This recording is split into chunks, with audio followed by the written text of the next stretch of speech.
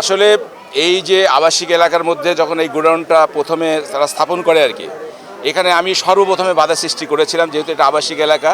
তার মধ্যে এখানে খেজুরের যে কার্টুনগুলো আছে, এই কার্টুনগুলো যদি এর মধ্যে থাকে, যে কোনো সময় আগুনের সূত্রপাত হতেই পারে। এটা কিন্তু আমাদের সোসাইটির যারা কর্মকর্তা এখানে আছে তাদেরকে প্রথমে বলা হয়েছিল, এবং তারা বলতেছিল যে স্বল্প সময়ের জন্য এই গোডাউনটা থাকবে, পরবর্তীতে চলে যাবে। কিন্তু আমরা আশঙ্কা করেছিলাম এটা যে কোনো সময় আগুন লাগতে পারে। আমরা বলেছিলাম যে এক জায়গায় এই কার্টুনগুলো এক জায়গায় সংরক্ষণ না করে একটা নির্দিষ্ট জায়গায় সংরক্ষণ করার জন্য। আগুনের যে আজকের যে আগুনের যে সূত্রপাত, এটার আগুনের সূত্রপাত কিন্তু দুটার সময় আগুনের কিন্তু প্রথমে আংশিক সূত্রপাত হয়। আপনারা দেখছেন যে এটা একটা গোডাউন, এর মধ্যে যখন প্রথমে যখন আপনার আগুনটা লাগে তখন কিন্তু ধিকি ধিকি করে আগুনটা চলে। কিন্তু এরপরে যখন আমি বাসায় আজকে আমার বাচ্চাকে টিকেতে বাসায় ছিলাম, আমার ওয়াইফ যখন বললো আগুন লাগছে, আমি কিন্তু দৌড়ে এসে আমার যে এখানে যে পাশের বিল্ডিংটা দেখছেন, এটা আমার বিল্ডিং, আমি দেখতেছি যে আমার এই বিল্ডিং থেকে যে অন্য আগুনের সূত্রপাত ঘটে। এই জন্য আমার যে ছিল, পানি ছিল, রিজার্ভার ট্যাঙ্কির পানি দিয়ে আমি মারা শুরু করছি। কিন্তু এখানে তো ওইভাবে তো সম্ভব না।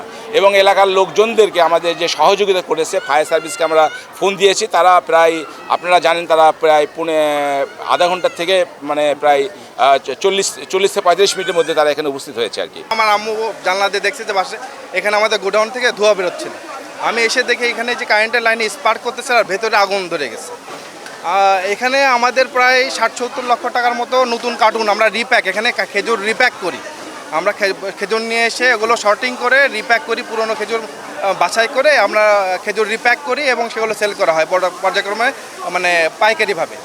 তো এখানে আমাদের মেশিন আছে, প্রায় 4-5টা রিপ্যাকের মেশিন আছে, এবং আমাদের প্রায় 1 কন্টেনারের মতো খেজুর ছিল এখানে আমাদের।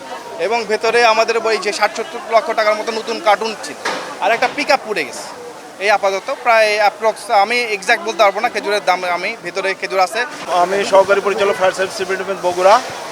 আমরা এখানে 3টা 54 সংবাদ পাই এবং 3টা 55 সাথে সাথে আমরা রওনা দিয়ে আসার পরে আসতে যতক্ষণ সময় লাগে আপনারা ভালোভাবে জানেন যে রাস্তায় অনেক জ্যাম থাকে। তারপরে আমরা যত দ্রুত সম্ভব চলে এসেছি। আসার পরে আমরা আগুন দাউ দাউ করে জ্বলতেছিল। ইনশাল্লাহ আমরা আমাদের প্রথম কল পানিবাহী গাড়ি দিয়ে আমরা আগুন নিয়ন্ত্রণে সক্ষম হই।